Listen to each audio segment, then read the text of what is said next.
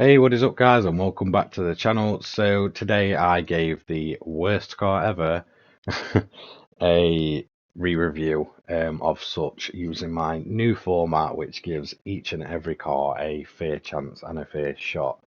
Okay, so not too long ago I made a video on this car doing an original buyer's guide. Obviously I've changed up my format since then, so I wanted to give it a fair shot. And yeah, basically, a lot of people came out and defended this car and said, yeah, it's amazing. It eats up the turns and stuff. So to them people, I pretty much say you probably didn't watch the whole video because I defended it in that way. And I did say it was a very drivable car, very good handling, but ultimately the speed that you lost on any straight was just far too much to keep it competitive. Now, for me, one big thing that I've said all along is this car should be sat in its own category. Um, just from the feeling alone, it doesn't feel half as good as some of these other Group 4 cars. And if you are going to have a car in the group that is that underpowered, to the point where any straight will, ruin the lap, or just cause you to get overtook by everyone, then it should be in its own class. But I wanted to re-review it using my new format, and yeah, has my opinion changed on the car? Yes and no. Um, yes, I enjoyed using the car. I can't say that I didn't, because I did feel like throughout the whole lap I was really on edge, and like I mentioned previously, because of how easy this car is to drive, you feel like you can just really push.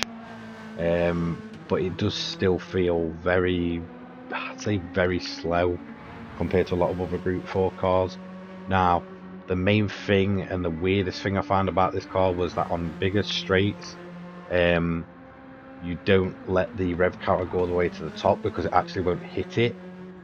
So to get an extra bit of speed, sort of change gear when it's like three-quarters the way up, and I believe fifth gear or something like that. It's the one where it does it.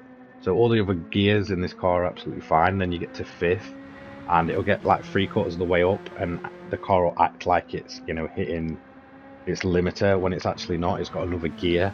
So changing gear there does allow you to get a bit more speed out of it on the straights, but it is just really weird, and I think a lot of people have just sort of let the car stay in fifth without changing gear.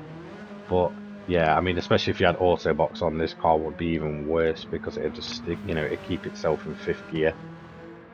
But yeah, to be honest, yes, I enjoyed the car. I will give it that, and I was a lot more impressed this time round. Obviously, doing this new format with the buyer's guides did give me a lot more sort of a different look at the car, because originally I did it in an event with other cars, and obviously fuel saving's a thing and such. One thing I will say is that if you have to fuel save in this car, you are done for.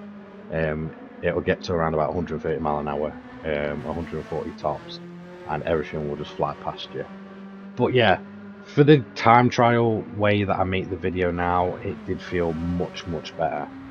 So the question is, do I really think this is the worst car in the game? No, I never did. I never thought it was the actual worst car in the game. That was just video titling. Do I think this is the worst car in Group 4 though? Possibly. Um, but then again, this is the first Group 4 car I've tested, and as much as I actually enjoyed doing this lap, it could still sort of end up down the pecking order. So up until doing this lap, really, there was nothing about this car that made me like enjoy it. I've always said all along it was very good in the corners and such, but for me it was always either matched or outmatched by things like the Subaru or the Mitsubishi in Group 4. So there was nothing it actually really excelled at, and a lot of people defended it and said it was really good on its fuel consumption. Now, when I was doing endurance races originally, this car really wasn't that good on fuel. I don't know if it was just my driving style, because I'm quite an aggressive driver. I would rather go flat out and completely, write a car off than, sort of chug around and take my time. But there was nothing that really stood out with this car, but I have changed my mind on it. It is an enjoyable car to use. Would I still say it's going to be really competitive? No, there's just nothing's going to change my mind about that.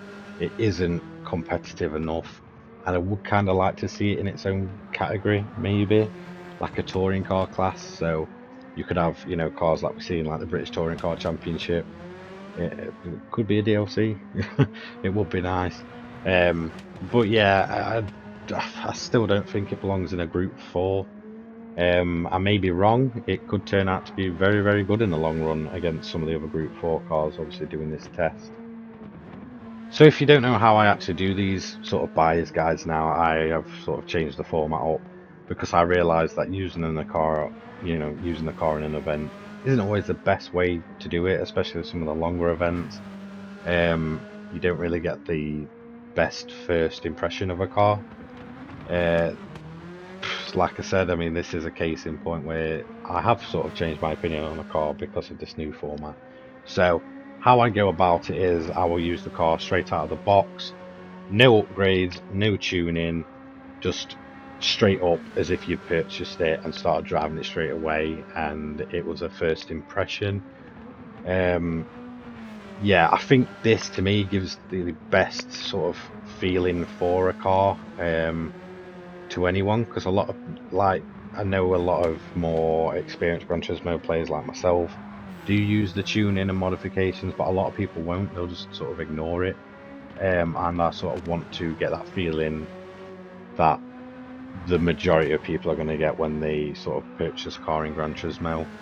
Once the lap is done, we will see where it places on my leaderboard.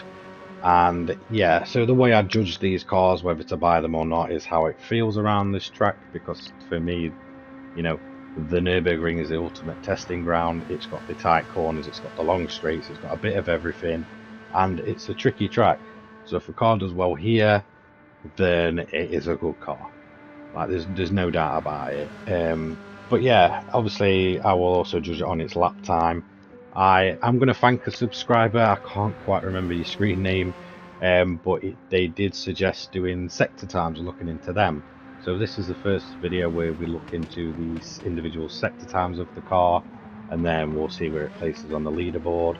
So if you do have any feedback, I do listen and I will take it into account and do my best to sort of bring what you say into my videos. So let's see where the car ranks on its individual sectors. Yes, my opinion has changed, and to be honest, yes, you probably should buy it. So anyway, let's have a look at the sectors. So on screen at the bottom and the top are my individual sectors. Obviously, this all gave us a lap time of 7 minutes 15, which is actually much quicker than I thought we was actually going to get, and I am surprised. So yeah, it does really improve my opinion on the car. As you can see, this actually puts it third, so it's beaten a Lamborghini, a Bugatti, and it's actually beaten the Amuse S2000. So yeah, it's not as bad as I thought, and I'll admit that, but it isn't competitive either.